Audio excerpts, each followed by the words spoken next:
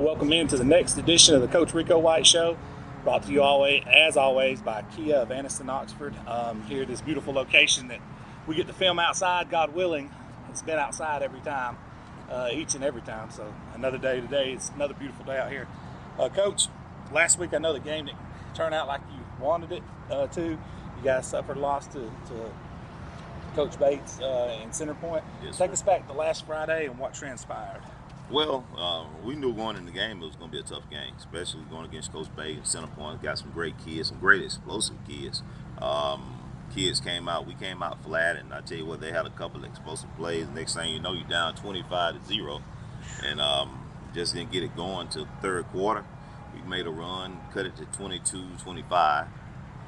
Defense got another stop. We ran a little play and dropped a deep pass, and from that point on, they came out and had another explosive play, and we just couldn't recover. But kids, we played good in spots. And, you know, you can't do that, especially with a team like we have. But overall, we're disappointed at what the end result. The point when you was down 25-0, what was the message to the team that time that kind of got them turned in the right direction and rolling? Well, you know, we came in at halftime and told the kids, just settle down. You know, let's play our type of football and let's get back to what we do, and stop worrying about what they're doing. Let's make sure we do right. And they came out, and our kids started executing well, and things, you know, helped us out a little bit. What's the key ingredients to this team? Because now, you know, that was a non-region game. I mean, every game counts. Like, yes, they wouldn't keep score if it didn't. But one thing I respect about you is you always schedule teams that's either classification higher than you or very dangerous, one of the two.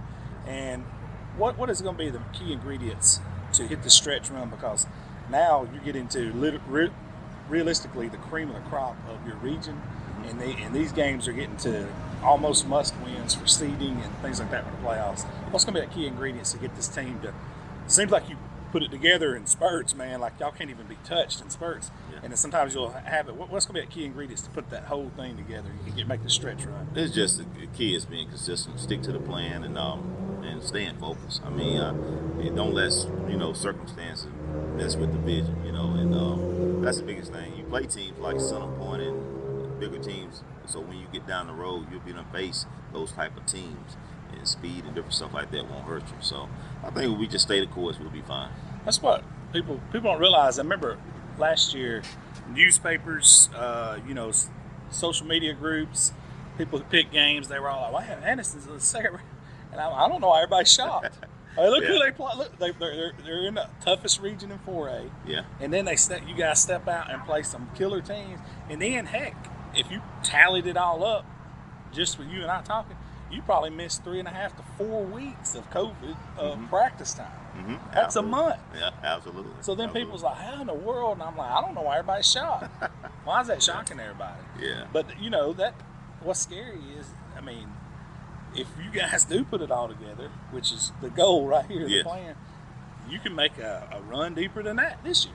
Absolutely. So I know that's got to be on the mindset of all these guys, man. Yeah, that's our plan. But like I said, it take all. A lot of people. We have some great players on our team.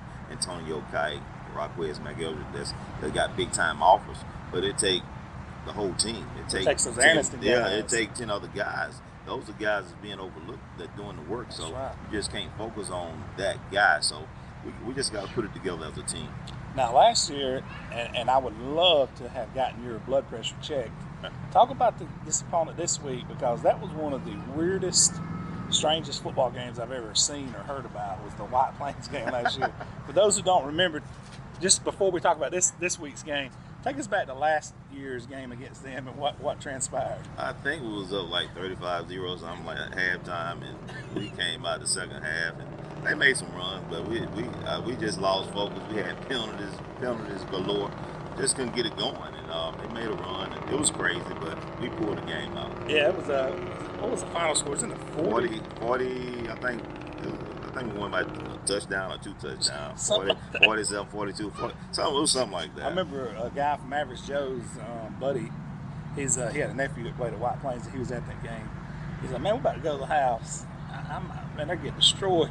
Yeah. He texted me later, told me to score. I was like, man, stop playing. Yeah, it kind of reminded me of the Ohatchee game this year. Very similar. Very similar to Ohatchee. We jumped out on Ohatchee, and then in the second half we didn't show up, and they almost made a run.